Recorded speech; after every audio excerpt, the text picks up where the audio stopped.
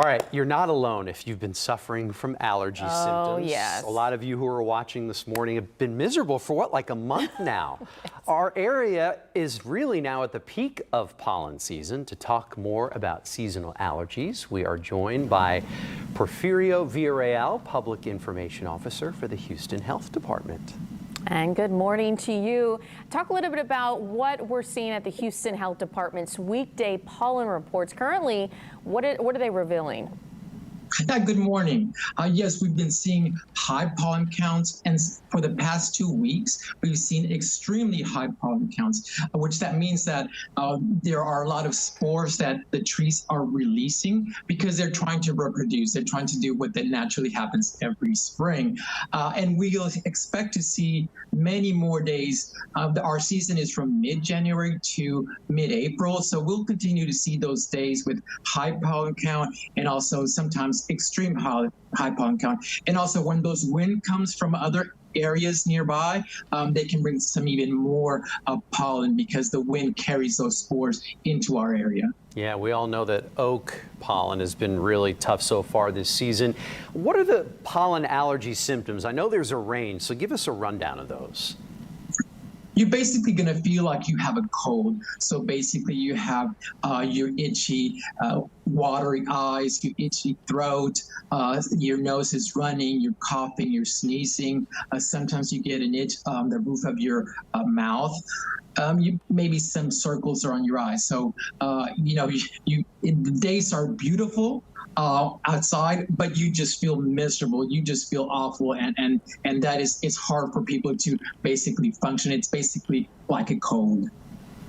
And talk a little bit about what allergy sufferers can do to protect themselves if they need to go outside. A lot of people work outside, or maybe some people are headed to the rodeo as well. Well, this is the time when there are high pollen counts that you really need to limit the amount of time outdoors. So if you're an allergy sufferer, you want to ask your relatives or a friend, to do your yard or those projects outside. If they can hold those projects and hold, that would be better until you have lower days with lower pollen count. You want to make sure that you put on sunglasses and a hat just to keep that pollen away from you. Also, once you go back indoors, take off those clothes because they're on your clothes. So also, before you go to bed, you want to make sure you shower. You don't want that pollen to be on your bed and then you're suffering all night, and that's just going to trigger some more allergy symptoms. If you have to drive somewhere, roll up your windows. That'll help keep that pollen away from you. You'll breathe a lot better and feel better without that extra exposure to that pollen. Yeah, we know the weekday pollen count and report is a great resource for folks. You can check it, kind of gives you a better sense of why you may be feeling the way you do on that particular day. Gives you a peace of mind.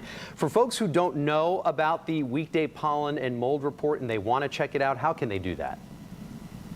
Yeah, people can go to houstonhealth.org, and it gives you basically what is happening that day. So basically around 9:30, 10 o'clock, we'll issue that pollen report, and you can expect that pollen to be for the next 24, 48 hours. That's what you'll have. So it's basically a forecast. And also listen to the weather. Your meteorologists, they're going to be telling you firsthand what is happening because they receive the reports that we put out every day.